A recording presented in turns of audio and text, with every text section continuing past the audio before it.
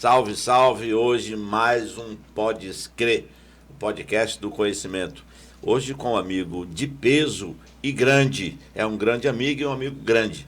A gente vai trazer uma temática que transita entre a saúde, a educação e a história. Porque esse cidadão, como professor, tem memória, e memória é a história. Sim. Conosco, o médico, professor médico Luciano Mourão, já depois da vinheta.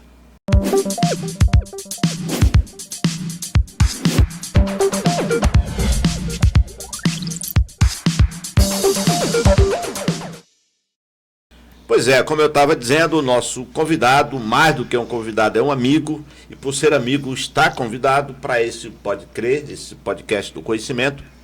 Mas antes eu queria que o amigo César, que é o nosso plus das redes sociais, diga aí, César, como é que estamos? Não, só pedir para você que nos acompanha, né, assiste aos nossos episódios, que você primeiro deixe o joinha, dê seu like lá, que isso ajuda o YouTube a entregar para mais pessoas. E se você ainda não é inscrito no canal, né, talvez tenha recebido o link de alguém, faça sua inscrição, ative o sininho das notificações, deixe ele pretinho para você receber todas as notificações. Professor Damião, o nosso entrevistado de hoje é uma voz ativa na mídia piauiense, principalmente quando se vai falar de saúde pública, rapaz, e infectologia. Como todo mundo, ele tem um defeito, gente, ele é flamenguista, mas eu estou muito feliz de ter você aqui no nosso podcast, Luciano Mourão. A primeira pergunta, você foi aluno do professor Damião? Rapaz, ele faz essa pergunta porque a maioria que veio aqui foi meu aluno, mas o Luciano é um colega de sala de aula. Não, mas o Luciano não ouviu falar isso, talvez não tenha escutado, mas ele foi professor do Alberto Silva, né, de Seu Arco Verde. Genu Moraes foi aluna dele. Então, atualize essa lista, traga gente mais jovem para não ficar só na memória. Alberto Silva disse que eu não sou velho, eu sou jovem há mais tempo. Mas eu vou fazer uma pergunta, eu vou fazer uma informação aqui. Você foi aluno ou não foi? Foi aluno? Fui. Pronto. Sabe quem foi meu aluno aqui? Falei com ele hoje, Elivaldo Barbosa. Abraço, Elivaldo. Grande Elivaldo, falei com ele ontem, inclusive. Luciano, obrigado por você ter vindo, meu irmão. É um prazer estar aqui com meus amigos, né? Meu amigo César, meu amigo Damião, que eu tive o prazer de ter sido aluno dele nas revisões. Ele era um cara, uma grande referência aqui na educação do estado do Piauí, na história, né? Então nós, alunos, queríamos ter a melhor preparação. Naquela época era o vestibular da Federal, não existia o Enem, né? Aqueles 4 dias que nós fazíamos seguidamente, né? Sim. E era uma maratona realmente. E ter aulas com o Damião era um grande prazer e era uma expectativa de muitos alunos, porque ele não podia dar aula em todas as escolas, né? A gente não tem como estar em todos os lugares, mas era uma referência, era um dos professores assim mais qualificados, e a gente brincava assim: se você não aprender história com o professor Damião, desista. Deixe de história. Pode deixar. Eu tive o privilégio, eu fui aluno do Damião quando eu fazia o primário. Acho que o 2º ano do primário. Brincadeira. Professor, você disse aí que o Luciano é bom de bola, porque o Luciano é teresinense, nascido e criado ali na Vila Operária. Na Vila Operária. E ali tem um campo famoso. Eu morei ali no Conjunto do Ipaz, na Zona Norte, e vez por outra a gente ia para um jogo lá. Era muito molecote, categoria infantil, digamos assim, nem juvenil era. E os jogos lá eram pegados, meu amigo. Lá ou você jogava, eu ia porque faltava gente para completar o time, aí me chamava. Luciano, nome do seu pai e o nome da sua mãe. Sua mãe viva ainda e seu pai também? Não, papai já é falecido. Faleceu. Né? 2 professores. Então, a minha origem toda é dentro da educação. Né? O meu pai, seu Amadeu Campos de Carvalho, sim, professor de História, certo? Por isso o nome do seu irmão, Amadeu Campos, jornalista, Carvalho, filho, né? Amadeu Campos, ficou filho. Como Amadeu Campos. Sua mãe? A minha mãe, Maria do Carmo do Nascimento, também professora de História. Tá certo? Rapaz, olha. E eu queria até fazer aqui uma referência importante, né? Que nós temos uma outra lenda da história, que é o professor Moisés, tá certo? Que é uma lenda meu viva. Amigo, colega ainda, da UES. ainda trabalha, né? É professor com a gente lá na SEDUC do Maranhão e tudo.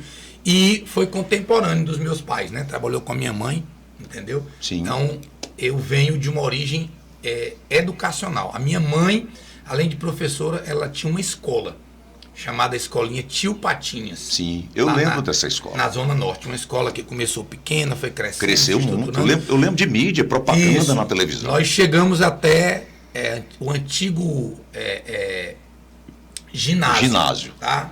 Né, que hoje já mudou, né? Hoje é ensino fundamental, antes iniciais e finais. Né?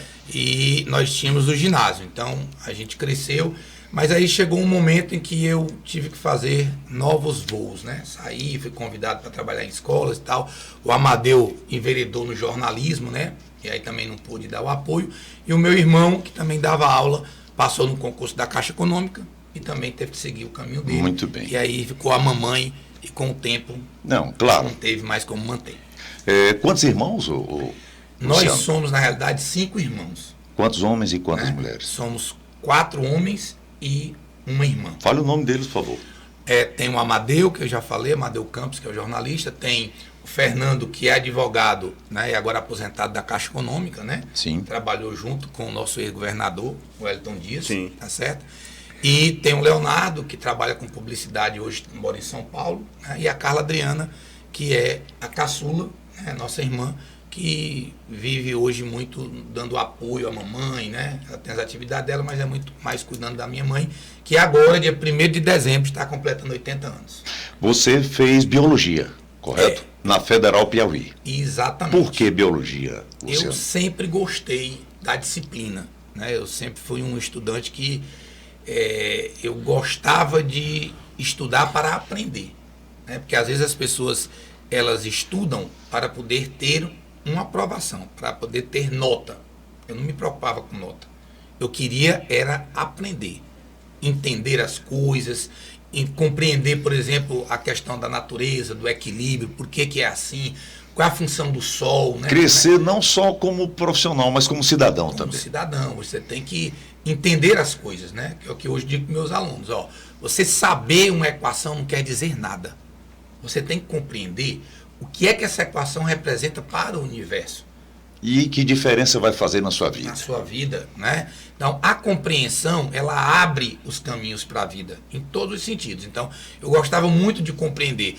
E eu me vi, assim, maravilhado com os ensinamentos, né? Da biologia. Nosso querido amigo, professor de biologia, Brito Boto, né? Lembro demais do Brito. Um dos professores que eu tive, assim, que foi um espelho para mim, né? Então, eu me encantei com a biologia. E fiz vestibular, à época, nas 2 faculdades que nós tínhamos aqui principais. Pois é, você passou em que ano? Passei em 1988. Vestibular de 87 para 88. Eu fiz biologia nas 2. Tanto na federal como na estadual. Você vê como eu tinha convicção como gosta, do né? que eu queria, né? E graças a Deus fui aprovado em ambas. E fiz a opção, logicamente, à época, pela né? federal. Pela federal. Muito mais tradição, né? A UESP ainda estava começando e tudo. E eu fiz o curso de biologia, um curso que durava 4 anos, né? E eu levei 9 para me formar. Qual o motivo? Trabalhando. Aula. Eu já tinha que trabalhar para me manter. O professor Damião, quando eu entrevistei, inclusive no episódio número 1 aqui do nosso Pode Crer, eu perguntei o que eu vou perguntar para você, né? Quando é que começou o lecionismo? Quando você começou a dar aula e por quê? E o professor disse isso também porque precisava, mas porque era uma coisa que fascinava para ele, né, professor? Sim, e até... Você ser professor, lecionar, até hoje é uma coisa que... Era a compreensão de que em ensinando a gente aprende mais. Então, todo mundo, a maioria pelo menos, quando entra na universidade, naquele primeiro ano, sabe muito pouco. Aí quando você vai para uma sala de aula que precisa se encorajar para estudar conteúdo, para ministrar aulas, aí você aprende mais, né? É diferente. Então eu pergunto, Luciano, você começou onde em termos de escola privada em Teresina? Na realidade, eu sou, digamos assim, atípico. Eu acho que eu sou um professor excepcional por ser diferente da grande maioria. Por quê? Como eu fui criado dentro de uma escola, certo? Eu comecei a ministrar aulas antes de terminar o meu ginásio e o científico. Entendeu? Entendi. Então, às vezes, faltava um professor lá na escola da minha mãe. Eu entrava, mas para dar aula mesmo. Não era um tapa-buraco, não. Eu ia para dar aula. Por quê? Porque a docência, para mim, ela foi uma coisa que foi um dom de Deus. Eu não fiz curso, eu não treinava, eu comecei a dar aula, cheguei na sala e comecei a dar aula. E os alunos ficavam assim, muito satisfeitos, né? Chegou ao ponto de alunos de 10 e 8 pedirem para minha mãe, que era dona da escola, para eu assumir a sala. E ela dizia, não pode, porque ele é aluno, ele vai fazer o vestibular, né? Então, eu fui um cara que eu cheguei a ministrar aulas desde o maternal, de ser chamado de Tilu, né? De trocar a fralda de menino que fez cocô na escola, de banhar a criança, entendeu? De ter aquele contato com o pai, principalmente com a mãe, né? Até chegar a ser professor de ensino superior. Então, eu transitei em todas as áreas da docência. Luciano, e a medicina? Quando foi que você decidiu? Rapaz, a medicina... Já é uma área que tem muito afim... Muito influenciado pela biologia. Com a biologia. Tem muita afinidade, né? Porque a medicina, ela é uma biologia aprofundada. Sim. Tá certo? Sim. Ela é uma biologia muito mais aprimorada. Porque é uma biologia do corpo humano, da fisiologia, do entendimento. Entendeu? Então eu já tinha uma base muito boa, né? Mas eu tinha esse desejo guardadinho ali, entendeu? Qual o grande amor da minha vida? É a docência. Hoje eu como médico, né, infectologista, mas às vezes eu pago um colega para dar um plantão no meu lugar, para eu ir a um município dar aulas para alunos de escolas públicas. Porque o prazer e a satisfação que eu tenho não tem como descrever, né? A gente vai falar disso, professor, porque assim, eu conheço o Luciano já há um bom tempo, dessa paixão dele mesmo, né? Em lecionar. E aí a gente vai chegar nesse ponto, que é abdicar da medicina, que para quem está nos assistindo agora, como assim? É uma carreira mais promissora, né? Que tem um retorno muito maior, né? Mas aí tem a questão também da satisfação, da realização pessoal. A gente falou pouco aqui com o Luciano, mas aqui eu esqueci, peço desculpa, dá um pouquinho aqui, ele é professor de biologia há 35 anos, né? Já falamos aqui, médico infectologista, mas ele é mestre em medicina tropical pela Fiocruz, professor. É idealizador da revisão solidária para o Enem, que é um assunto que eu quero tratar com você aqui, que é esse... É uma ação social. Uma ação social que você faz. É infectologista do Hospital Promorado, do Hospital Natan Portela, o antigo HDIC, né, Hospital de Doenças Infectocontagiosas, coordenador do projeto de revisões no Enem pelo Maranhão, que pelo que eu sei você paga, você tira do seu bolso para ir dar aula. Às vezes sim. Não é verdade? É verdade. Bom, e professor de medicina de instituições particulares. Quando foi assim, ou sempre foi assim, eu me formei em medicina, mas eu não quero deixar de dar aula. Porque uma coisa é você ser professor de biologia, dar aula de biologia. Você passa a ser médico e você deu aula de medicina em instituições particulares. Mas você não largou o ensino médio, né? Você continua dando aula. Eu queria aproveitar esse gancho, porque eu acho que entre o Luciano médico, nos últimos, 10, 15 anos, realmente me foge esse tempo aqui, e o Luciano professor que eu conheci, e ele acabou de ler aqui na biografia rápida, são 30 anos, 35 anos de exercício pedagógico, né? Então eu lhe faço uma pergunta que volta a esse passado, porque eu lembro bem das nossas atuações em revisões, em aulas mesmo de sala de aula, grandes hotéis alugados com milhares de alunos para assistir às nossas aulas. Eu pergunto a você, o que é da ação pedagógica do professor Luciano que contribui com a ação do médico Luciano? Tudo, né? Então, durante o meu curso, eu tive que continuar trabalhando. Então, eu fui professor durante os 6 anos do meu curso de medicina. Por quê? Porque a medicina você fez na UESP. Na UESP, né? Na UESP, tá certo? Lembrando aí dos vestibulares específicos, né? Que eu sou um grande defensor. E nós lá no Projuris fomos assim protagonistas na criação. O Projuris foi a maior referência que teve no Piauí de todos os tempos. É verdade. Em específicos. né? Eu me lembro que a gente tinha turmas à noite lá que eram incontáveis. Eu saía de casa 6h30 da manhã, porque 7 horas eu tinha a primeira aula. E eu saía do Projures 11 horas da noite. As aulas iam até 11 horas, o Damião vai lembrar disso. Verdade. Né? E eu digo com muita satisfação que o Projures foi, assim, um marco na minha história enquanto professor. Né? Eu me lembro que eu saí, à época, né, do Diocesano, que é um colégio tradicionalíssimo aqui em Teresina, ainda é, para ir para o Projures, porque eu ia trabalhar com pessoas as quais eram, para mim, referências. Então, eu ia sair do conforto, da segurança, tá certo? Uma escola que eu poderia ficar trabalhando o resto da minha vida, era uma escola que você tem segurança, né? Para ir para uma escola que estava em ascensão.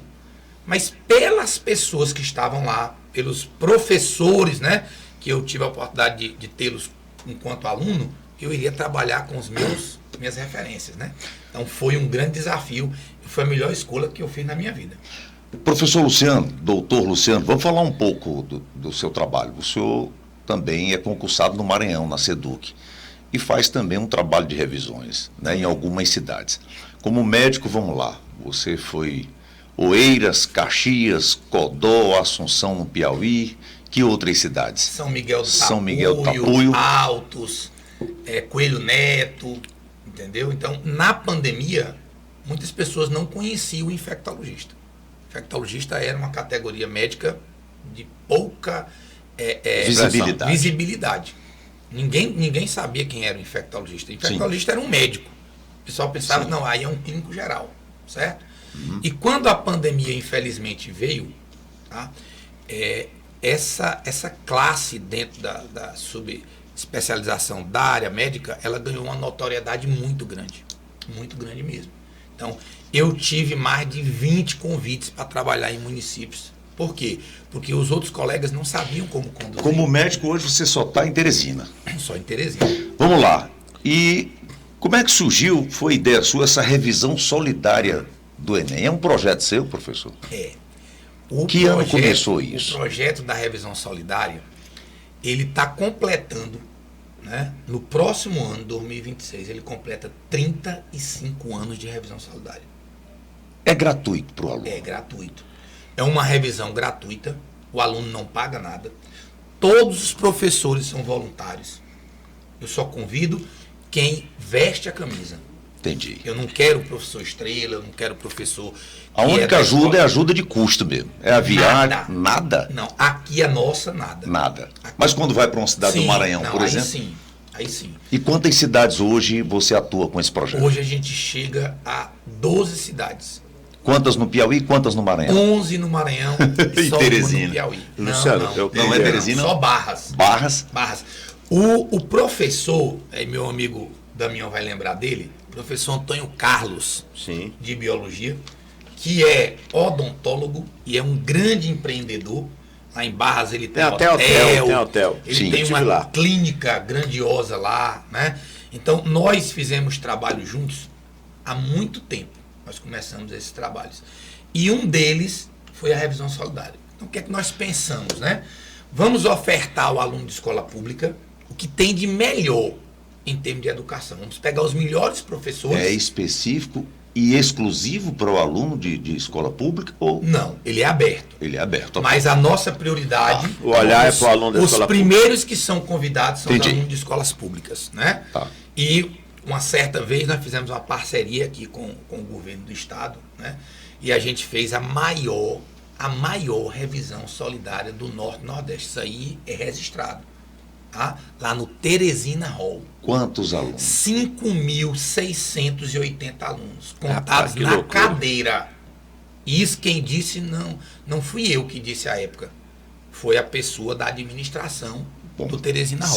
Professor, nunca tivemos um público tão grande quanto esse. E é simples, se tem 5.000 cadeiras, se colocou as cadeiras, foram contadas. E se estão todas preenchidas, então... Agora, o nosso dado, na realidade, foi o material. E como é que um projeto desse não recebe apoio das prefeituras? Que tipo de apoio recebe, se é que tem algum? Não sei. Luciano. Aí é uma dúvida que paia na minha você cabeça. apresenta as prefeituras para entrar pelo menos com uma estrutura melhor? Apresenta. Porque já pensou uma prefeitura, não, o professor está de graça, vou dar o lanche. Não, o que a gente pede, as cidades que nós já fomos, né? O que a gente pede da prefeitura é o básico. A publicização. Sim. E o espaço. O espaço. E que ele dê, por exemplo, o combustível, a hospedagem, a alimentação. Dos professores. E rode o material. Mas a equipe é por minha conta. Entendi. Luciano, eu quero aproveitar de novo, estou sempre com o pé na medicina e na educação, na biologia, no ensino. Você mencionou que tem trabalhado esse projeto de revisão solidária muito mais voltado para o aluno da escola pública. Sim. Ainda existe um gap, uma distância muito profunda entre o aluno da rede pública, seja no Maranhão, a maioria das cidades é no Maranhão, e no Piauí apenas uma, em relação ao aluno da rede privada, para chegar lá no nível de concorrência? Ainda existe, né? Mas eu acredito que isso diminuiu, certo? Mas ainda existe, por vários fatores, né? Então, carga horária, a gente sabe que a carga horária da escola pública particular é menor, e da né? Nós maior, trabalhamos na escola particular, nós sabemos isso. A escola particular, ela tem um preparatório para redação, ela tem um reforço de matemática, então tem toda uma logística além da condição familiar. Então a família coloca num curso extra, a família paga um professor particular, o aluno ele tem uma carga horária maior, ele não precisa trabalhar. Então eu tenho alunos que vão fazer o Enem esse ano, né, trabalham o dia inteiro. Que trabalham o dia inteiro. E só vão assistir aula no final de semana. Mas, Luciano, essa realidade é a realidade do Brasil todo. Eu vou te explicar para você. Todo. Quando eu entrei na UESP para dar aula em 97, eu não tinha alunos na UESP que eram trabalhadores. Eram alunos que faziam de modo profissional os cursos. Estudante profissional, como a gente dizia antigamente. As turmas tinham 30 alunos, 35, 40. Hoje, as turmas são de 10, de 15, 20 alunos e todos trabalham. Você tem uma ideia, eu tenho uma turma aqui na UESP do Clóvis Moura, na região do Itararé, que dos 12 alunos da turma, 8 trabalham o dia todo. Eles chegam sempre atrasados e cansados, porque eles trabalham. É outra realidade de estudante, né? Mas olha, eu vou me permito aqui, Cezinha, emendar mais uma pergunta para o nosso Luciano. Tivemos agora, semana passada, um amigo seu médico, doutor Braga, que deu aula com a gente lá em 90, 95, o Braga da biologia e depois médico, né? Isso. E ele me disse que tem muitas dificuldades ainda na medicina. Você acabou de dizer que a infectologia, até a pandemia, ela tinha baixa visibilidade. Sim. Eu pergunto, nesse campo, na área específica da infectologia, as dificuldades são maiores ainda ou não, para se trabalhar, por exemplo, no interior? É difícil, né? É difícil por quê? Porque a área médica, ela exige uma estrutura mínima. E nós sabemos que é uma realidade do Brasil, tá? Você trabalhar, por exemplo, num hospital de uma cidade de médio, pequeno porte, que ela não te oferece um raio-x, que ela não te oferece uma ultrassonografia. Um exame laboratorial. Um exame laboratorial. O Braga então, falou o paciente aqui de uma tem que era uma... Era uma maca simples que ele transformou numa mesa cirúrgica. Pronto, é isso mesmo. Já pensou? É a realidade, meu amigo Damião e meu amigo César. É uma realidade, infelizmente, né? Então, como que você consegue melhorar isso? Como que você consegue fixar o profissional médico nas cidades de pequeno e médio porte? Se você fizer um plano, né, de fixação do profissional lá na região. Se não fizer isso, o que é que vai acontecer? Um dos princípios da medicina é a longitudinalidade. Que é um princípio que na área da educação também é muito forte. Então, por exemplo, Damião no Projus vai contratar um professor, tá? Então ele já tem um professor já de larga experiência, com 5 anos, 10 anos, e um que está começando agora. Então, é muito provável que ele contrate quem já tem uma estrada. Sim. Por quê? Experiência, sabe desenrolar, sabe resolver as questões, vai para uma revisão, sabe ter domínio de sala de aula, domínio de conteúdo. Então, na área da saúde não é diferente. Um médico, para ele conhecer a realidade do município, ele tem que estar fixado lá. E o que é que acontece hoje? Nós não temos isso. Hoje, uma cidade, ela tem um médico 6 meses, 1 ano. Aí esse médico passa numa residência. É. Aí ele sai. Aí o outro que vai chegar, ele vai começar tudo do E os zero. plantonistas que vão dar um plantão de 24 horas e voltam para Teresina. Luciano, vamos lá. Eu quero falar agora para o senhor um pouco mais da medicina, da infectologia, mas antes eu quero lhe perguntar aqui. Como é que está dividido seu tempo, percentualmente falando, entre professor e médico? Está meio a meio hoje? Meio a meio. Meio a meio? Tá. Agora eu lhe pergunto. Você estaria ganhando muito mais se estivesse se dedicando apenas à medicina? Sem comparação. E isso não faz falta? Não faz você repensar essa sua luta pela educação? Não, por quê? Eu vou lhe explicar. Eu digo isso para os meus alunos. Né? Quando eu vou dar aula, que eles sabem que eu sou médico, eles ficam assim maravilhados, né? Mas tem um médico aqui, né? E muitos deles sonham em fazer medicina. Né? É um curso mais difícil ainda. E eu me coloco como exemplo, porque eu venho de uma família que não era abastada, nossa família não era rica. Você conhece o Amadeu, a história do Amadeu, né? O Amadeu ralou muito, entendeu? Então nós todos estudaram em escolas públicas, nós estudamos em escolas públicas, né? Sim. Então nós não temos assim um berço de ouro, ou seja, ter tudo, não. Eu ia para a escola, era a pé, porque eu não podia pagar o ônibus, né? Então eu economizava para poder comprar minhas coisas, para poder lanchar. Era o dinheiro do ônibus que eu usava para poder lanchar, para poder comer. Né? Luciano, eu vou pedir aqui um parênteses nessa sua fala para dizer para quem está nos vendo, ouvindo, que a proposta desse podcast é inclusive dizer isso para as pessoas. É possível. Não é impossível quando você tem foco, quando você tem apoios, quando você sabe o que quer e, sobretudo, quando você mira um projeto que seja, por exemplo, execuível. Isso. Não dá, por exemplo, para alguém como eu, que tem 1,64 m, querer ser jogador de basquete na NBA. Não é razoável, né? Mas quando você tem um propósito, você vê sentido, você se dedica e tem apoios, porque ninguém chega a lugar nenhum sozinho. Não. Só para abrir esse parênteses, porque as pessoas às vezes pensam, eu não consigo ser. Há 30 anos atrás a medicina era algo realmente inalcançável para a maioria, mas hoje não é mais. Não. Né? Sobretudo porque quando você faz um projeto de educação ou revisão solidária, você acaba ajudando muita gente a se aproximar desse sonho que é razoável. Professor, o que ele faz é levar para o aluno de escola pública a mesma qualidade do que o aluno de escola privada tem no cursinho. Ele leva a equipe dele de escolas particulares. A equipe que vai para lá é a equipe de luxo das melhores escolas de Teresina. Então, são professores, por exemplo, do Dom Barreto, Colégio das Irmãs, das melhores escolas de Teresina. Continuando, quando você diz lá que o aluno sabe que o professor é médico, isso já anima, né? E aí eu digo para eles, né? Eles dizem assim, professor, mas por que você está aqui? Por que você está dando aula? Por que você ainda é professor? Né? Então, no nosso meio, o Damião sabe muito disso, né? A grande maioria dos professores que se tornaram médicos, a grande maioria foram professores de biologia e química, principalmente de biologia. E quase todos abandonaram a licenciatura. E eu dizia isso, eu não vou abandonar. Por quê? Porque a licenciatura, para mim, é um prazer. É minha felicidade. Apesar de cansativo. Rapaz, é prazeroso exaustante demais, entendeu? A gente ia para aquelas revisões que a gente fazia, revisões para 1.000, 2.000, 3.000 alunos, entendeu? Eu não lhe conheci rouco assim, não. Deve ter sido o tempo. A licenciatura, não é? É porque eu dei revisões agora esse final de semana, e está um pouco abalado.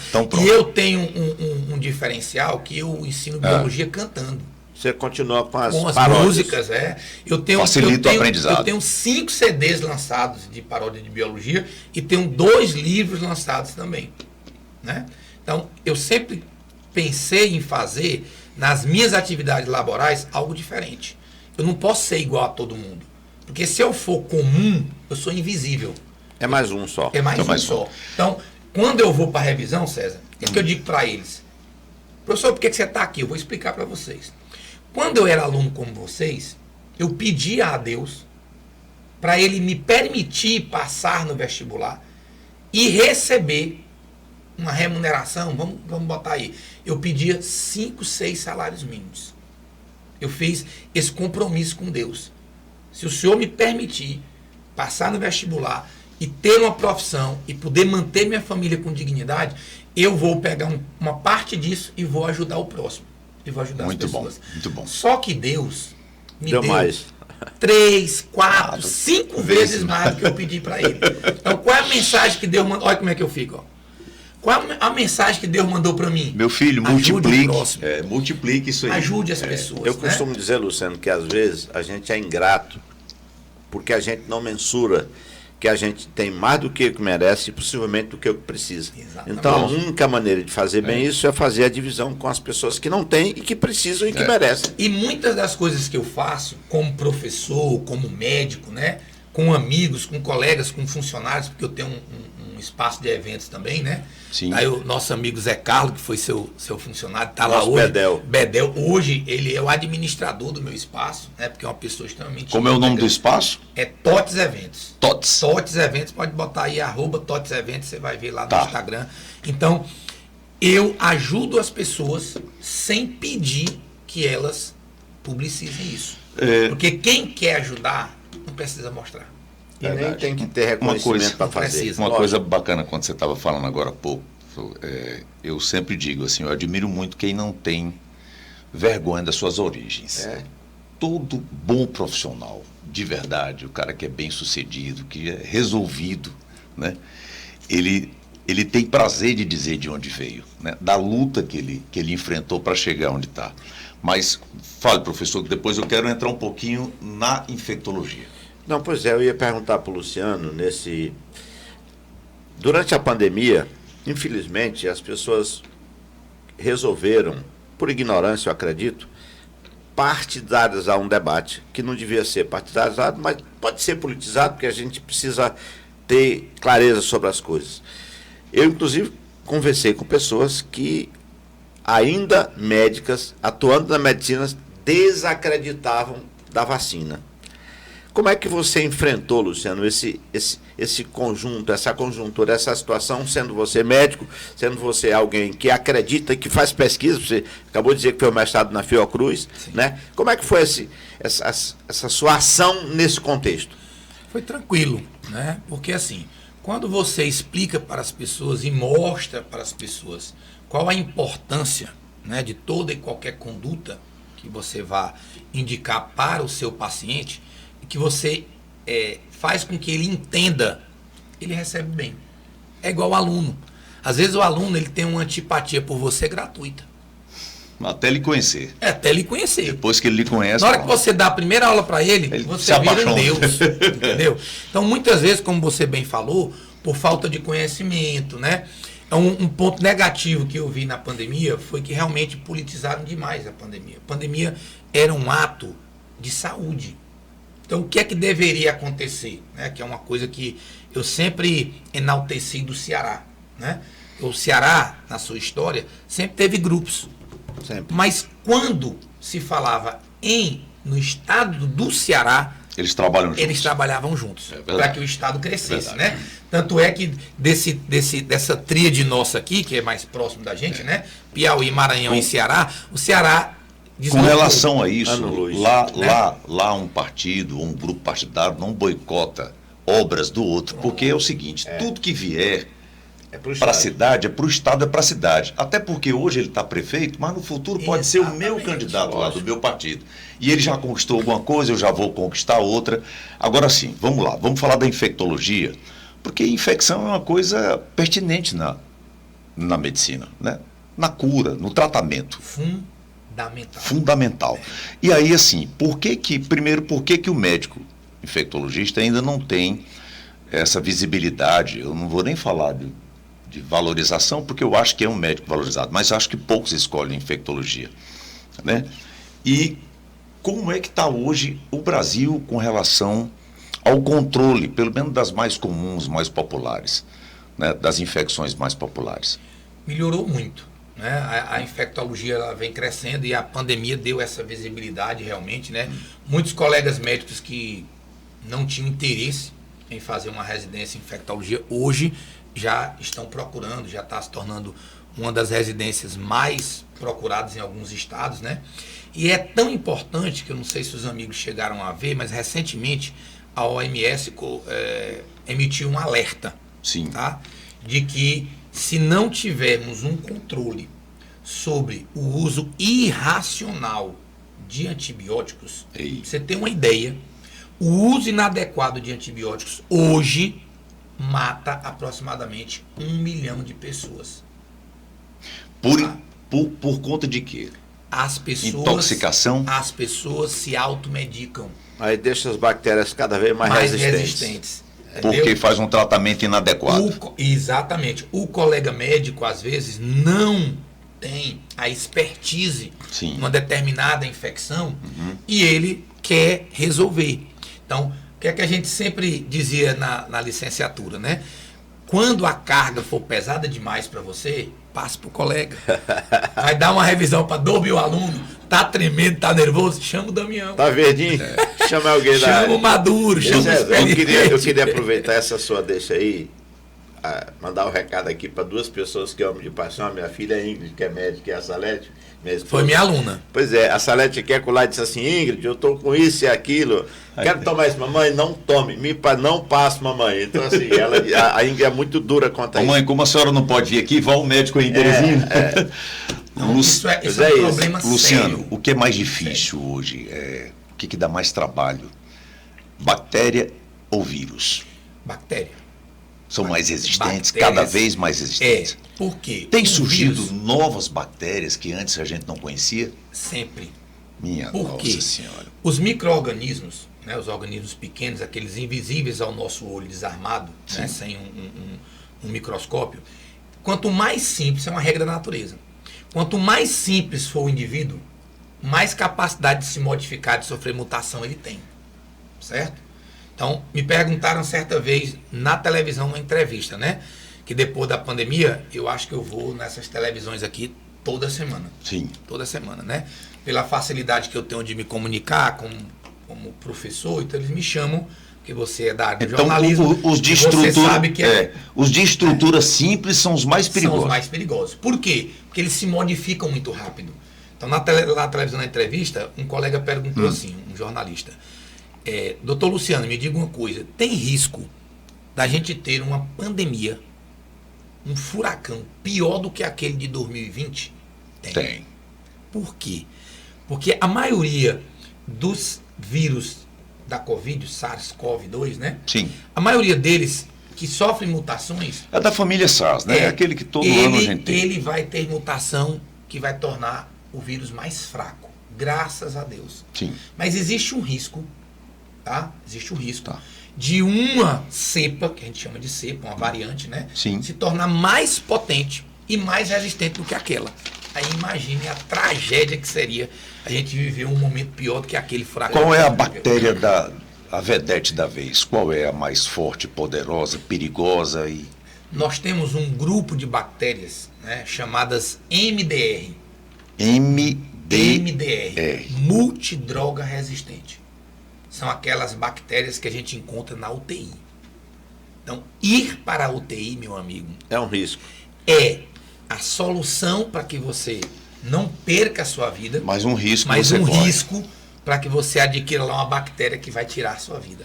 Luciano, eu quero de novo insistir nessa articulação entre educação, informação, conhecimento e saúde.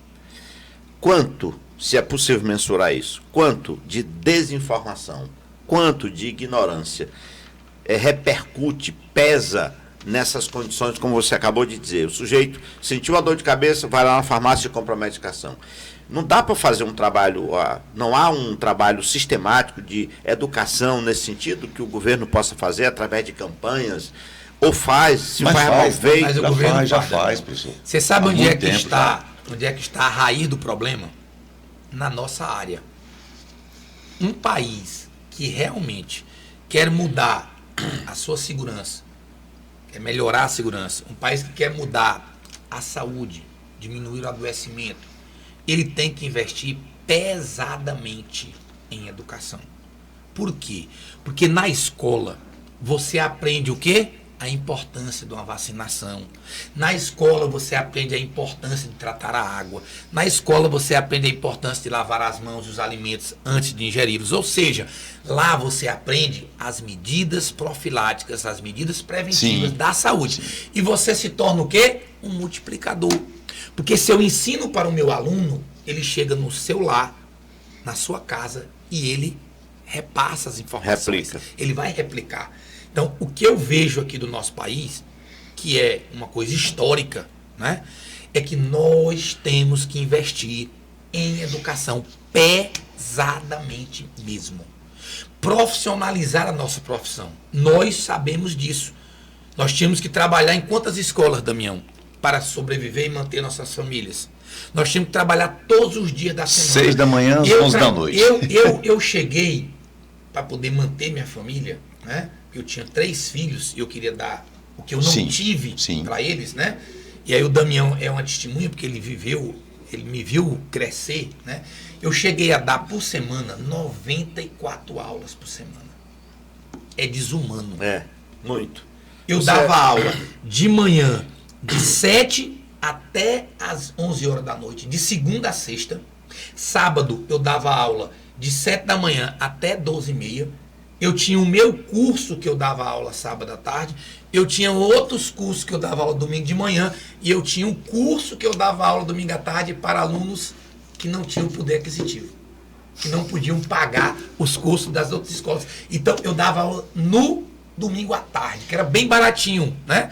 Por sinal, uma das alunas que fez esse curso com a gente, que o pai vendia iogurte na rua para manter a casa, eu dei o curso de graça para ela e hoje ela está em São Luís. Ela é a chefe do setor de pediatria. Que bacana. Lá isso é legal. em São Luís. Professor, o senhor falou que é muito requisitado, principalmente aí depois da pandemia, né, pelos canais de televisão, que a gente chama hoje de médico da mídia, né? Então, assim, acho que aqui na infectologia é você e o Carlos Henrique Neri. Carlos Henrique. Né, que acho que foi o a grande maior referência que nós temos aqui, né? Apesar que hoje ele já tem Não, uma ele história, se teve recolheu problemas de mais, saúde ele se também, recolheu até por conta da idade, o tempo também, né, e tal, se Mas dedica mais. ele para nós, né, infectologistas aqui do Piauí, ele é a nossa referência. Ele, inclusive... E a esposa dele, que é uma pediatra infectologista, entendeu? Também é assim. Ele é um pesquisador. Eu conheço o doutor Carlos Henrique há muito tempo, até porque meu filho mais velho, que é dentista, era muito amigo, ainda, né, amigo do filho dele, mas estudaram juntos. Então ele está se dedicando mais à família, aos netos também e tal. Isso. Bom, mas assim, essa responsabilidade é muito grande, porque eu acredito que uma coisa seja você dar uma informação, uma orientação, né, na tentativa de convencer o porquê para aquele seu paciente, quando você vai falar na televisão. Eu acho que é muito arriscado, né? Porque ali você tem que educar comunicando, né? Você vai comunicar. E hoje as pessoas entendem do jeito, já sai espalhando, já faz um tal dos cortes que tira a sequência.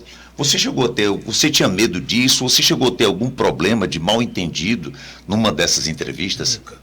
Nunca. Graças a Deus. Por quê? Porque a licenciatura, ela me deu, né, a expertise de saber o que falar. E como falar. Expertise é um belo nome. Entendeu? Então, quando você é um professor, principalmente como eu me caracterizo, um professor de revisão, né? Eu sou professor de sala de aula, eu dei aula em todas as séries, como eu falei aqui, mas a minha praia é preparar o aluno para a universidade, é fazer ele passar no vestibular. Então, eu tenho uma característica de, com poucas palavras, me fazer entender. Que eu acho que isso aí é a grande marca do bom professor. Isso é metodologia. Para mim, isso. O professor não é aquele que detém o conhecimento. Eu tive professores pós-doutores, renomados na Europa toda, mas ele dava 1 hora de aula, a gente não entendia 1 minuto do que ele falava. O cara tem muito conteúdo, mas tem pouca base metodológica. Isso. Né? Já às vezes um professor que só tinha o quê? Só a graduação, ele não dava aula, ele dava show. Eu sei bem o que é isso aí. Paulo Freire, um aluno, né, claro. O Paulo Freire, ele diz assim: mais importante do que eu saber que o professor sabe é saber transmitir bem aquele conhecimento que ele sabe. Exatamente. Porque se ele não transmite bem o conhecimento que sabe, é como se ele nada soubesse. Isso aí é que é a arte, que é o dom. Vou aqui insistir um pouquinho na infectologia e confesso que isso me causa muita curiosidade. Mas vamos lá. Falar de curiosidades na infectologia. O intuito não é de assustar ninguém, mas é deixar claro que os perigos existem. São mitos e verdades. E pronto. E tem coisas que estão aparecendo aí e quando a gente menos espera aparece outra coisa. O que a gente pode chamar assim de estranho hoje, de tosco, o que é aberração hoje na infectologia? Dá um exemplo de algum vírus, alguma bactéria, por menor que seja o número de infectados, mas assim que ainda a medicina não conhece, que ainda a medicina não pode tratar. Por exemplo, eu posso aqui citar a vaca louca, né, que não tem cura. Não tem cura. Tem tratamento, pelo menos? Tem. Mas não tem um tratamento para matar o agente causador, que é um prion. Não que é um vírus. Menor do que um vírus. É só uma proteína modificada. Uma proteína. É só uma proteína. Aí seria... É a menor partícula dentro. Pronto. Seria se enquadraria perfeitamente nessa sua indagação. Né? Então, o que causa a vaca louca no ser humano? A pessoa vai adquirir essa proteína provavelmente na sua alimentação, né? Por exemplo, comendo uma carne de um animal contaminado, né? Por quê? Porque a proteína e o vírus, principalmente, né, o prion, que é a proteína, e o vírus, eles têm uma característica marcante, que é péssima para nós seres humanos, né? Eles têm uma afinidade muito grande pelos neurônios. A gente chama de neurotropismo. Meu né? Deus do céu. Então, vou lhe dar um exemplo, tá? Que é o que eu digo às vezes, só que a gente tem que ter muita parcimônia, né? Saber sim. o que dizer para as pessoas para não sim. assustar, né? Sim. Mas, por exemplo, uma gripe, um resfriado, uma infecção de garganta, ela pode matar a pessoa. Por quê? Se não for Porque cuidado. aquele vírus que está infeccionando as vias respiratórias, o nariz, a garganta, ele pode cair na corrente sanguínea, atravessar o que nós chamamos de barreira hematoencefálica, que é uma proteção natural que tem entre o sangue e o cérebro, e adentrar no cérebro, causando então uma encefalite. Ou uma miocardite antes Ou também. uma miocardite, pode atingir o coração. Coração, inflamar o coração. Ou pode atingir o rim, causando insuficiência renal aguda, Minha nossa. fulminante, e matar a pessoa em poucas horas, em menos de um dia. Quais são os sintomas da vaca louca? Que isso é uma coisa que por mais que eu já tenha lido sobre isso, como é o comportamento da pessoa? O que você vai perceber na vaca louca, né? Que é chamada, na realidade... A pessoa perde a noção das coisas? Vaca louca é um nome vulgar. Sim. Né? É encefalopatia espongiforme bovina. Isso. Tá? Então, o que é encéfalo? É exatamente o encéfalo do cérebro. O que é patia? Adoecimento. O que é espongiforme? O cérebro vira uma esponja. Então a pessoa não fala, a pessoa... Meu amigo, ela tem uma queda de todos os órgãos relacionados ao cérebro. Ela vai ter queda do sensório, ela vai ter queda do motor de movimento e ela vai ter queda da parte cognitiva. Então, ela não pensa, ela não enxerga, ela não fala, ela não se movimenta e ela começa a ter espasmos. Por isso que é chamado de vaca louca. Então, ela começa a ter espasmos musculares e morre num curto intervalo de tempo. Luciano, eu queria, nessa nossa conversa, trazer para algo que não é, como o César propôs, extraordinário, porque a vaca louca me parece algo extraordinário. Inusitado, realmente. Inusitado, talvez mas seja real, a melhor, professor? sem dúvida. Real. Eu estou falando porque a gente está numa discussão, e aí você cita a vaca louca, que é gravíssima, é inusitado, mas aí eu vejo dengue, chikungunya. E você gripes, outro dia, inclusive eu vi você falando uma coisa que eu achei muito interessante. Como é que a gente ainda tem, no século XXI, gente morrendo de dengue?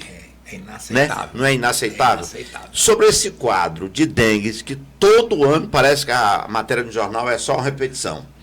Como é que a gente consegue fazer frente a esse problema que é grave, que mata muita gente e que a gente pode, com uma vacina, mais com alguns cuidados... Mais do que a Covid, inclusive. Com alguns cuidados.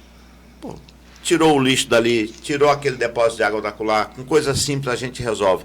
Qual é a sua ideia sobre isso, Luciano? Da gente de fato entrar, porque você falou na história das campanhas, todo ano o governo faz campanha, mosquito, isso, todo ano tem campanha. O que precisa fazer para ser mais eficaz, mais eficiente, Luciano? Mais uma vez eu volto à minha linha de raciocínio. é a educação. Educando atrás, as crianças. As porque, crianças. Né? O adulto não adianta mais, porque depois que você adquire o hábito, Damião, você sabe disso. Porque eu queria, Luciano, Entendeu? me permita, eu acho que é mais do que educação, sabe? A gente está bem aqui numa área que eu já vi as pessoas pegam um saco plástico, jogam o lixo dentro e rebola lá do outro lado. Pronto. Quer dizer, eu acho que a gente precisa mais do que educar, talvez seja um processo de civilização mesmo, sabe? E na mesma lógica, não sei se você pensa assim também, talvez de punir. Porque o cara tem que parar de ser individualista, pensar só nele e pensar no coletivo. Mas não tem, o Brasil não tem esse tipo de punição, mas o mundo está cheio de países. Mas a punição maior é o cara morrer, adoecer a Não, mas família, aí a mãe. Você não sabe é? por quê, Damião? Mas Que aí não bato é na ele morrer, educação? ele causar isso para as outras pessoas. Você sabe por que eu bato na educação? Porque se tu pegares aí os países onde a educação é uma referência, onde as pessoas realmente têm noção e conscientização dos perigos aos quais ela está submetida e os perigos aos quais ela submete as pessoas por suas atitudes inadequadas, suas condutas inadequadas, né? A gente vai ver que, por exemplo, dengue não existe em país de primeiro mundo. Não existe. As verminoses, vou lhe dar um parâmetro aqui que pode ser que vocês não saibam, né? Nós temos aqui no Piauí, vez ou outra, com uma certa frequência, intercâmbio de médicos. Sim. Então, os médicos vêm da Europa para cá para Porque conhecer algumas verminoses doenças que eles não não têm, é têm verdade. como experienciar lá. Então, por exemplo, eles vêm conhecer aqui ascaridíase, esquistossomose, entendeu? Calazar. Lá não existe isso. Perfeito. Mas aqui tem. Por que aqui tem? Porque, infelizmente, as pessoas não desenvolveram um senso crítico de conhecer e saber como proteger a si próprio e as pessoas que ela ama e a comunidade. É aquilo que eu falei, o grau civilizatório ainda é muito baixo. Por isso que eu penso que, associado a essas campanhas de educação às quais você fez referência, que eu acho que são extremamente importantes, a gente precisa, talvez, criar outras estratégias, porque eu lembro, Luciano, as pessoas se negavam a usar máscara. Você lembra disso? Todo mundo dizia, use máscara, máscara X, máscara Y, mas tem que usar máscara. Se não for a ideal, mas use pelo menos uma que reduza o nível de contaminação. pano. Isso. E aí as pessoas se negavam a usar. Então, assim, não imagino que seja só a educação no sentido da formalização dos processos pedagógicos, mas é mesmo um processo de civilização. Vamos trazer para a atualidade. Nós vivemos aí 2, 3 anos trágicos na história mundial. Mundial. Tá? Mundial. Né? O que foi que nós aprendemos com a pandemia? Hoje, uma pessoa que está tossindo, uma pessoa que está espirrando, uma pessoa que está sentindo dor de cabeça, uma pessoa que está com diarreia, que são sintomas, dor de garganta, que podem aparecer na Covid, porque a Covid nunca vai nos deixar. A Covid não vai nos deixar. Ela vai ficar com a gente o resto da vida. Porque o vírus está se modificando. Sim. E ele vai ficar com a gente. É conviver, tá? né? É conviver, tá? As pessoas assimilaram aquelas condutas da pandemia? Não. Hoje, uma pessoa que está sintomática... Esqueceram tudo. O que é que ela faz, César? Ela vai pro show. Ela vai pro shopping. Ela vai pra balada. Ninguém usa mais álcool não como antes. Usa nada. Não lava as mãos não mais. Lava as mãos, não usa máscara. Sai sintomática para contaminar as pessoas. Vem visitar a avó, o avô, que já é uma pessoa debilitada por causa da idade. E vem com os sintomas que... E vem sintomático visitar, abraçar e beijar. É difícil.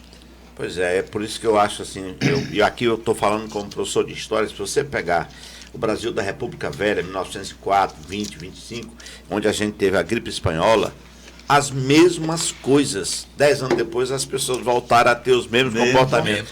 A gente entrou na pandemia, inclusive eu lembro muito que eu fiz várias lives, esse discurso de live, as pessoas diziam assim, o novo normal. Eu dizia, nem é novo e nem é normal.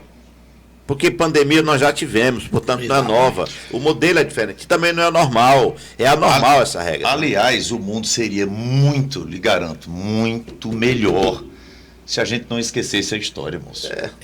Não é verdade? Pior é que muita gente nem aprende e nem esquece. Enfim. Nem lembra, né?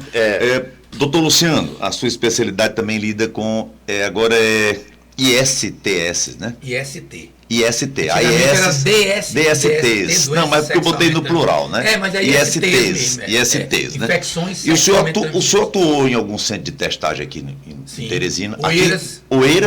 Oeiras. Trabalhei muito tempo lá. Então me diga, com a sua já experiência, com o que o senhor vê hoje, aumentou a conscientização, principalmente dos jovens, com relação a isso, sobre prevenção? Infelizmente não. O que é que nós temos Diminuiu O que é que nós temos percebido, né? Nossa. É que o número de pessoas infectadas por aquilo que a gente considera mais grave, que é o vírus HIV, do que ele realmente é o mais grave, né? Sim. Numa relação, você pode, relação sexual desprotegida, sem um preservativo, né? Sem a camisinha, você pode pegar dezenas de doenças. Só que algumas são Com assintomáticas. Um bom antibiótico também resolve. Algumas são assintomáticas, você não tem nada. Outras são oligossintomáticas, são poucos sintomas, e outras podem levar à morte.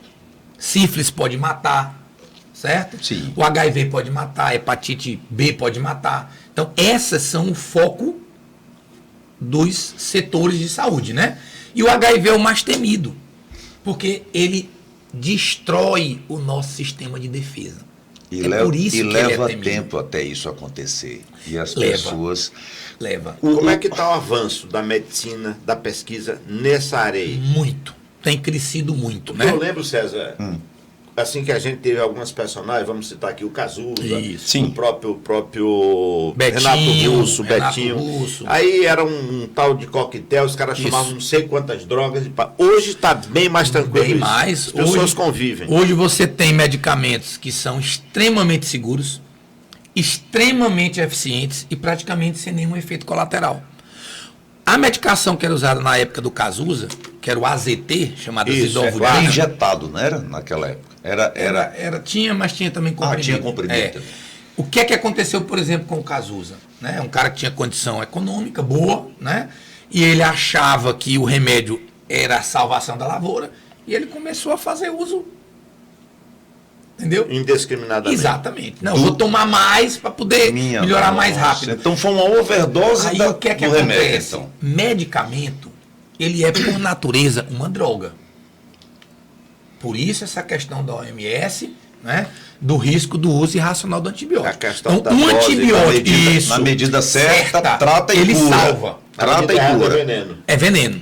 Se você der um número de vezes muito maior do que o indicado para aquele remédio, se você der por um tempo maior, por 1 miligrama maior, ao invés de curar uma enfermidade, Você tá ele agredindo está outras causando partes do outra muito mais grave. Entendi. É Você muito me diga uma perigoso. coisa, qual é o número de infectados oficial hoje com HIV no Brasil? Você tem um número Rapaz, aproximado? A gente não tem, assim, um número que seja nem próximo. Eu vou lhe explicar. Eu vou lhe explicar por quê. notificações. Exatamente. Uma coisa é, por isso. uma coisa é um número de infectados oficialmente, outra coisa é uma projeção do que seria se a população toda fizesse o Do teste. que tem mesmo. É como o Damião colocou, é subnotificado. É. O cara tem os sintomas da doença, Mas ele nunca fez. ele tem a doença, mas ele nunca testou. E o pior, ele está no nosso meio transmitindo. E ele acha que não. Esse é o perigoso. Eu vi uma entrevista do Dr. Drauzio Varela dizendo Sim. o seguinte, que tem gente que sabe que tem, mente dizendo que não Isso. tem E pior, transmite. E transmite. Já Quer tem dizer, isso. É ignorância. Ah, mas uma pessoa que sabe que tem deve estar sob tratamento. Porque... Nem sempre. Ah, meu Deus Não do céu. sempre. É muito Nós sério. temos, é nós difícil. temos muitos casos, né? Eu digo porque eu trabalho com isso, né? De pacientes que não têm uma boa adesão. O que é não ter uma boa adesão? É para tomar, por exemplo, vamos chutar aí. Durante a semana tomar 10 comprimidos. Ele toma 3. Putz. Toma 2. E daqueles que abandonam.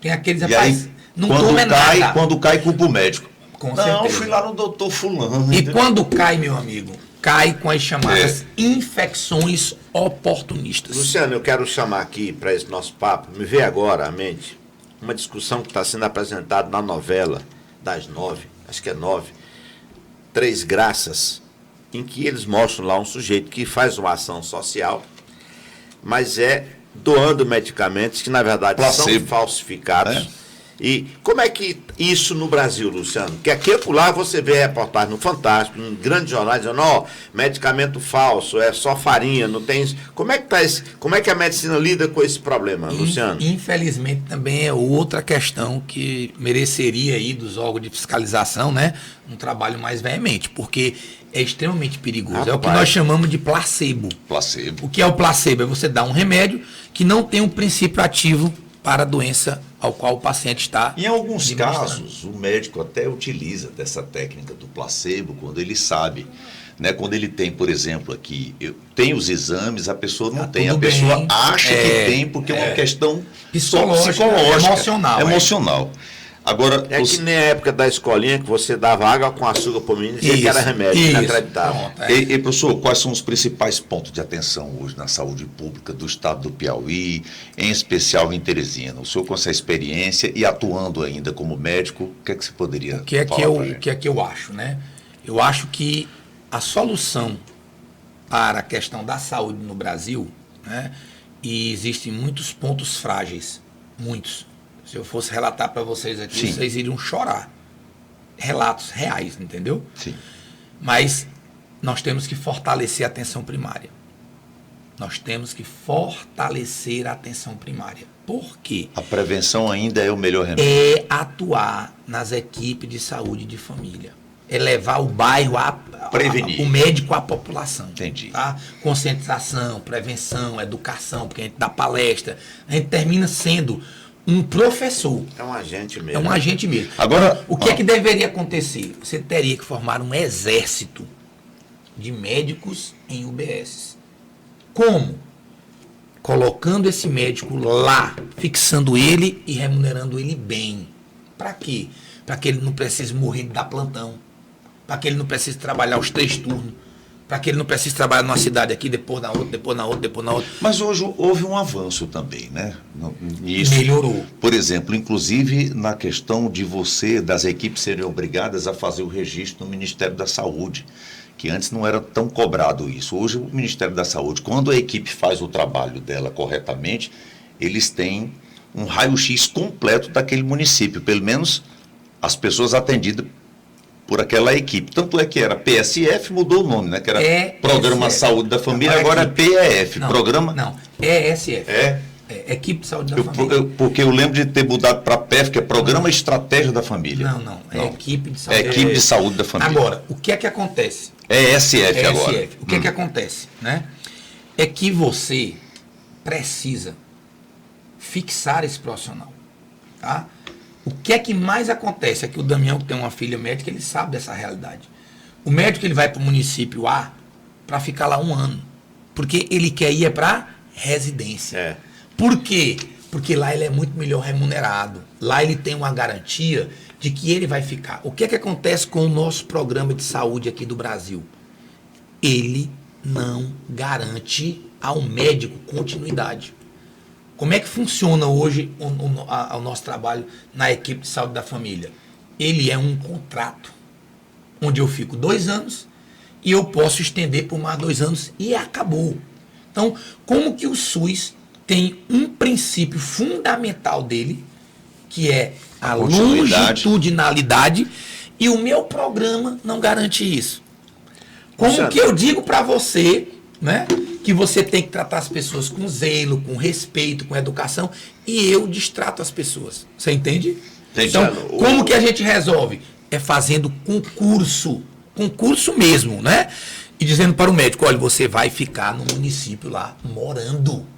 Nós vamos lhe remunerar bem. Porque exatamente, você vai ter aqui um ultrassom, você vai ter um raio-x, um examezinho básico, mas entendeu? Os médicos não querem ficar nos pequenos municípios porque assim ele não tem como ganhar um dinheiro, por exemplo, na área privada.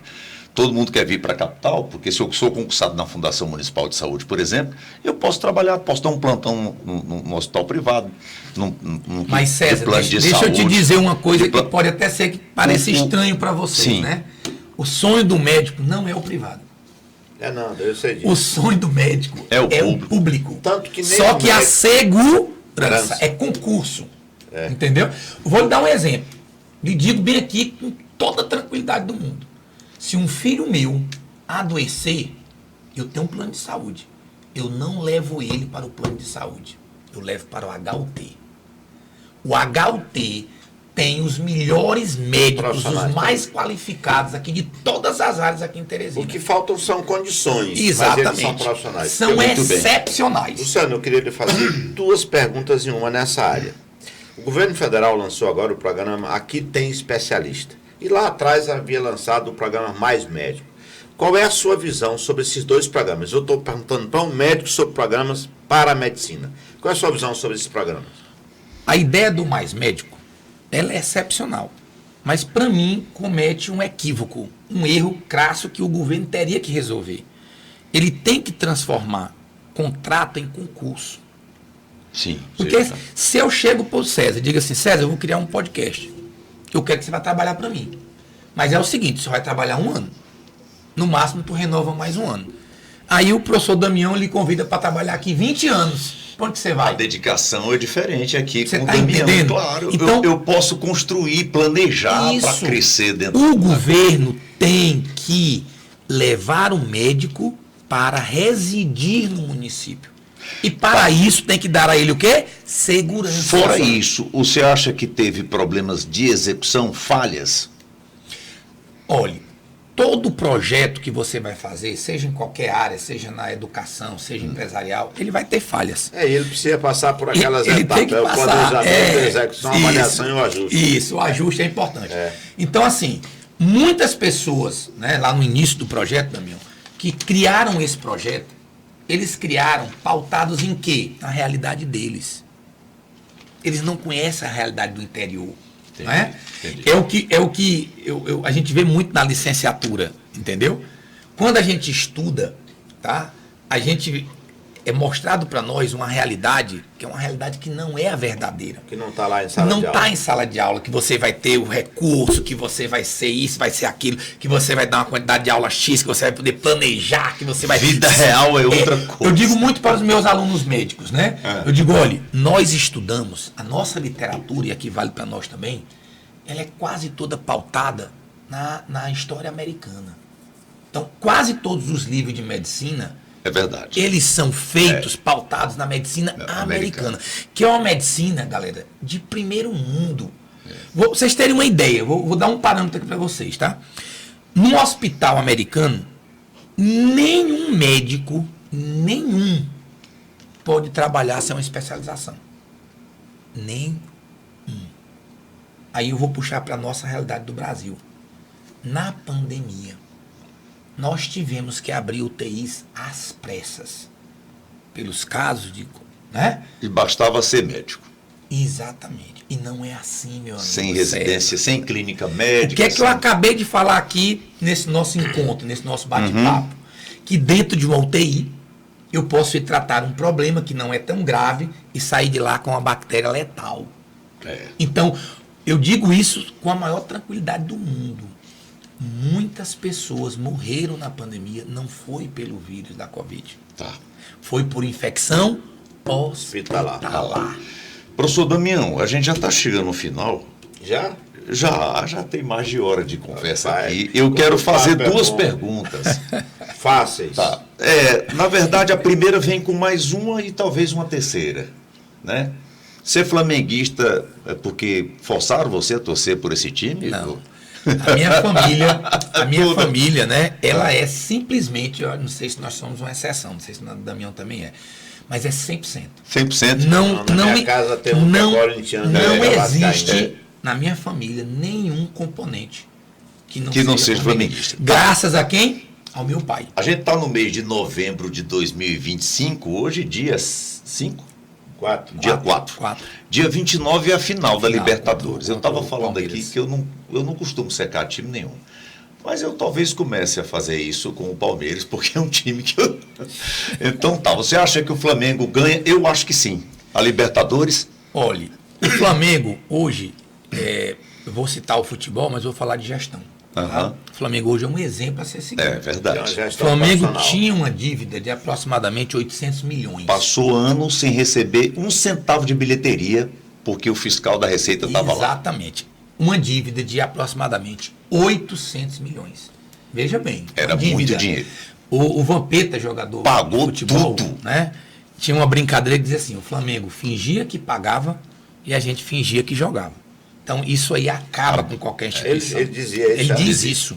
Ele diz isso, é. E era uma verdade dentro da resenha mas o Flamengo futebolística pagou. isso. O Flamengo né? pagou. Então, o que é que aconteceu? Um grupo de empresários bem-sucedidos, flamenguistas de coração, se juntaram e resolveram fazer uma gestão realmente profissional. E aí começou com o Eduardo Bandeira de Melo, que fez o quê? Contratou jogadores baratos, só para não cair, porque a questão do Flamengo é não ir para a Série B. Isso aí é Só um, tem é ele um e o São- lema. só tem ele e o São Só, Paulo. Né? Só. Então, ele disse, eu não vou ganhar nada, mas eu vou sanar as dívidas. Muito E bom. hoje, nós estamos chegando agora, em 2025, Flamenguista. nós estamos chegando Esse em aí é 2025 Flamengo. com uma arrecadação de 2 bilhões. Minha gente, E vocês, é muita vocês receberam agora uma proposta de uns empresários americanos, colombianos e portugueses. mexicanos. E mexicanos, aliás, é. e portugueses, Isso. para construir um estádio junto com um shopping e um hotel. Era uma cidade do Flamengo. Só que o Flamengo não pode usar o gasômetro porque são apenas 150 mil metros. Não comportava. Eles querem, no mínimo, 350 mil metros Isso. quadrados. Rapaz. O cara vai assistir o jogo do Flamengo após só ter um domingo. Ele já vai, se hospeda ali, tem um shopping para ele fazer, compra, fazer tudo, assiste o jogo, É um volta pro hotel. consórcio. E olha a proposta. O Flamengo não entra Investimento do Flamengo, com zero. E o, Todos melhor, os jogos do Flamengo, a renda é do Flamengo. e o melhor ainda, só 15 anos a administração do grupo sobre o estádio. Depois eles ficam só com o shopping e o hotel. Isso. Agora vamos lá. Agora você sabe por que não vingou? Eita, agora não sabe Eu vou lhe mais pra mim. explicar. Sabe por que não Não, tá, vingou? eles estão estudando. Não hein? vingou. Já não vai, disseram não vai vingar. Não? Sabe por quê? Porque o que aconteceu com o Pacaembu em São Paulo? Depois que o... Mas do município, né? Sim, mas depois que Do o município. São Paulo deixou de jogar lá, o que aconteceu? E o Corinthians? É. Lá era o estádio do Corinthians, era. Aí virou o quê? Um elefante branco. Então, o que foi que o governo do Rio percebeu? Se o Flamengo tem o seu próprio estádio, O Maracanã se torna um elefante. viável. Viável. Qual é a proposta que está posta na mesa agora? Para o Vão Flamengo vender. comprar o O Flamengo Maracanã. comprar por 2 bi. É. Professor, me diga uma coisa aqui. Agora sim, eu quero falar. Eu vou agora discordar de você numa coisa. Eu acho que ele gosta de ser médico. Ele gosta de ser Ser professor, ele professor. gosta mais do Flamengo. Eu vi aqui. Professor Luciano, vamos assim. Como vai estar? Fazendo o quê? E que projetos o Luciano daqui a 10 anos? Luciano Mourão daqui a 10 anos. O que é que vai estar fazendo o Luciano Mourão? Dando aula, eu acredito que sim. Mas você tem algum projeto que você, poxa, eu tenho ainda vontade de fazer isso, de realizar isso? O que seria? O meu grande sonho, né? Hoje minha esposa, que é psicóloga, ela está fazendo curso de medicina, Sim. certo? E Deus me colocou essa pessoa na minha vida, né? Mas ela dá aula não, só trabalha. Ela é professora, Sim. é psicóloga, Mas dá aula de graça não? dá. Ela comunga. Contagiou a esposa. Não, já era dela, natural. Oh, que coisa Foi um boa. dos adjetivos, né, que me fez eu me apaixonar por ela. Ela sempre gostou de ajudar as pessoas. Isso é Né? bom. Atende gratuitamente, ajuda com cesta básica e tudo e tal, né? E é uma coisa que eu já faço também. Então, casou perfeitamente. Sim, né? então qual é o quando seu minha mulher se formar daqui a 5 anos, projeto eu vou diminuir minha carga de trabalho, porque eu trabalho muito, eu trabalho domingo a domingo, certo? E eu tenho 2 sonhos. Qual o primeiro sonho? É levar esse projeto de revisões para todos os municípios do Piauí. Bacana. Eu ofertar de graça, eu bancando tudo. E o segundo, que é uma ideia minha com a minha esposa, é de nós abrirmos um hospital para tratar problemas de saúde mental. Que depois da pandemia, isso deu um salto que vocês não têm noção. É outra pandemia. Nós tivemos pandemia. tivemos um hospital aqui, o Meduna, que foi um dos pioneiros, rapaz, Isso. do Brasil. Acho que foi o segundo do Nordeste, se eu não estiver Exatamente. enganado. O outro era em Pernambuco, onde o pai do Ariano Suassuna foi diretor. Isso. Eu acho que foi Luciano, o primeiro. eu queria, na mesma vibe aqui do César, lhe perguntar, mas não sobre 10 anos. Aliás, tem uma frase que é inexorável sobre a questão do tempo. O tempo passa para mim, passa para o César, passa para você, passará para todos. Então eu pergunto a você, do ponto de vista mais próximo, quais são seus grandes sonhos ainda não realizados e que você imagina realizá-los a curto prazo? Não há 10 anos, mas 10 agora, anos daqui passa a que a gente nem sente mais, professor. Hoje 10 Mas anos seriam os mesmos sonhos. O meu grande sonho, eu trabalho para tornar isso realidade, é levar educação de qualidade, profissionais de alto gabarito, para ajudar alunos de escolas públicas. Sabe por que eu lhe perguntei isso, Luciano? E não para 10 anos? Porque hoje a gente tem o suporte da tecnologia que nos faz estar em vários lugares ao mesmo tempo sem que a gente esteja lá. Isso. E a gente queria muito que você participasse conosco desse projeto que é o podcast, falando de saúde, falando de educação, falando de vida, para as pessoas que possam nos ver e nos ouvir, não daqui a 10 anos, mas já agora no nosso Pode Crer, que é um projeto que a gente está fazendo, né, César? pronto. Aí. Meu amigo, já está fechado. Porque a gente Já está fechado. A gente precisa, ó, tem uma coisa, Luciano, que eu digo para você, assim, com o peito aberto. O visível orienta, o invisível move. É. Eu e o César estamos aqui movidos pelo invisível.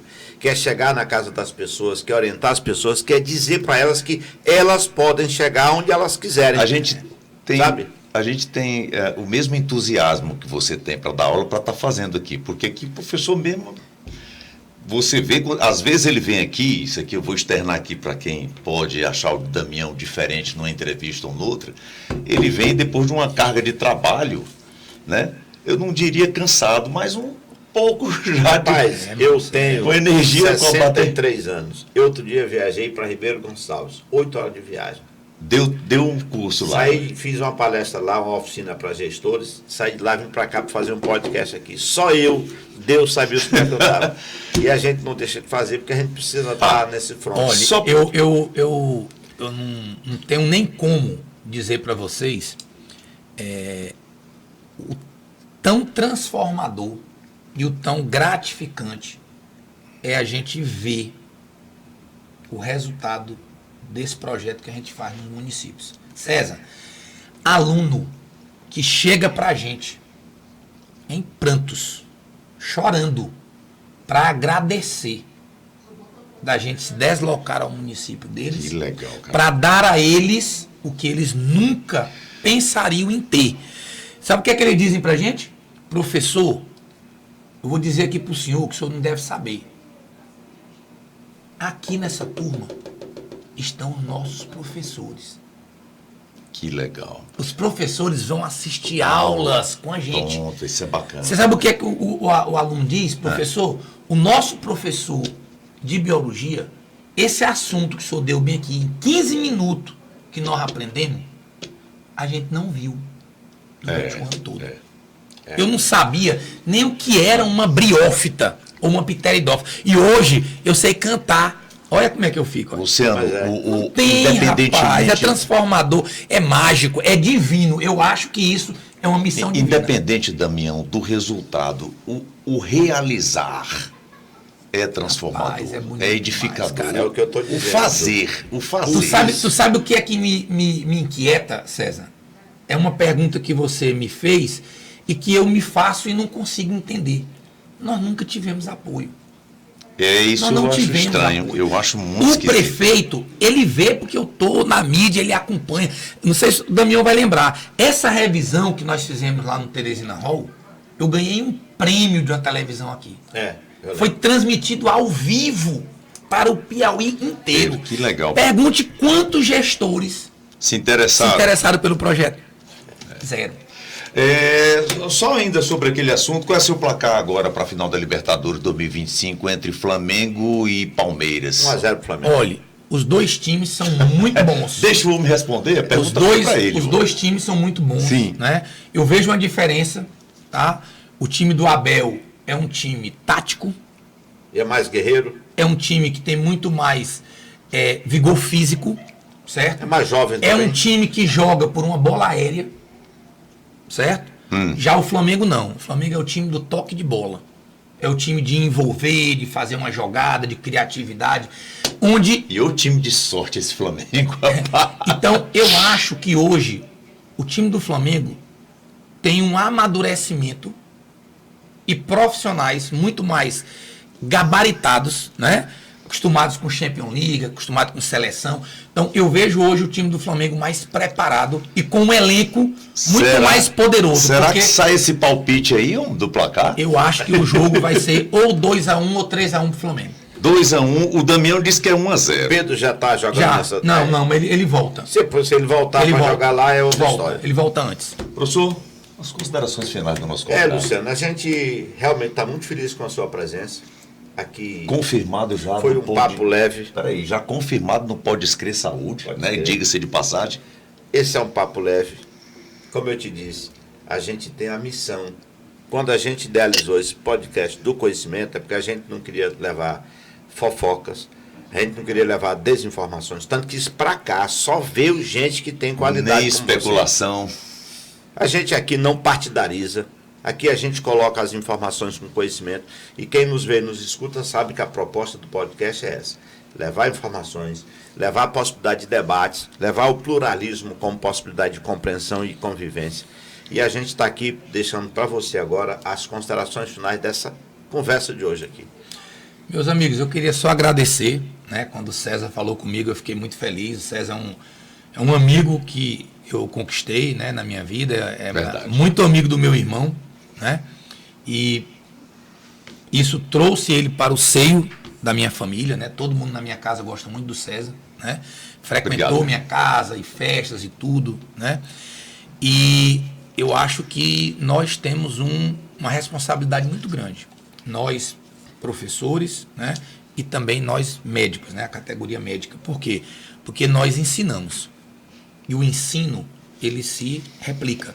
Ele muda as pessoas. O conhecimento, ele muda vidas. Certo? Então, quando tu colocaste aí, Damião, essa questão da imparcialidade aqui do programa de vocês, né? Muitas pessoas me questionam, qual é o teu grupo político? Tu é de que lado? Eu digo, eu sou do lado de quem faz bem a população. Né? De quem ajuda. Então, eu trabalho em municípios de esquerda, eu trabalho em municípios de direita, eu trabalho em municípios de centro e eu trabalho em municípios que não tem nenhuma vertente. Até porque o cara joga em qualquer time, entendeu? O juramento que você fez, tanto para biologia ou medicina, não fala não fala em política, né? Fala em política. Então, assim, eu não quero saber qual é o lado da pessoa, eu não quero saber qual é o grupo dele, eu quero saber qual a intenção dele. Então, se a pessoa quiser ajudar, ele vai ter a minha contribuição. Eu acho que a população, ela precisa do serviço público e de qualidade. Né? E se às vezes eu não tenho condições de fazer essa qualidade numa frequência, num trabalho longevo, né?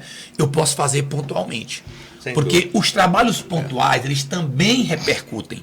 Vou dar um exemplo para vocês, né? Aqui em Timon tem um colégio chamado Colégio Militar. Colégio Militar Tiradentes 5. Sim, Tiradentes 5, conheço demais. O Coronel Souza é o chefe lá.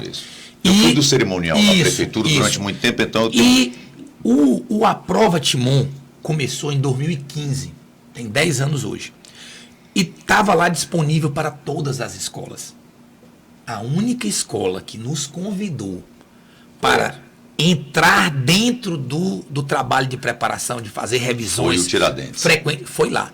Veja bem, hoje o Colégio Tiradentes... Funciona numa estrutura onde foi o CAIC no passado. Exatamente. Sensacional. Hoje, lá, o colégio aprova, Damião, para todas as áreas. É verdade. E tem resultados extremamente gritantes, assim, porque destoa do restante das escolas da região aqui para a área médica. E eles são unânimes. Professor, depois que nós introduzimos aqui aos finais de semana, todo sábado tem aula do projeto lá. E não sei se você sabe. Então, veja, é um trabalho pontual, não é na semana. Mas esse trabalho pontual, ele vai se solidificando e ele vai agregando o valor de conhecimento. E vai dando ao aluno o quê? Confiança, segurança, que muitas vezes falta. O aluno que é humilde, que vem de uma família vulnerável, que tem que trabalhar, que tem às vezes problemas familiares, ele emocionalmente, ele está destruído. Luciano, deixa eu só completar aí, porque quando era o Luciano e depois a Dinaí, eu era do cerimonial, tem uma premiação que a prefeitura faz para os aprovados. Isso. Quer dizer, nada extraordinário, mas só de você ter um certificado, um reconhecimento pelo seu... Aí eu quero deixar aqui uma coisa que me entristece, né? Sim. Muito, né? Como justificar que Teresina, uma capital de tão grande expressão na área da saúde e na área da educação, não tenha um preparatório para o Enem destacado, Damião?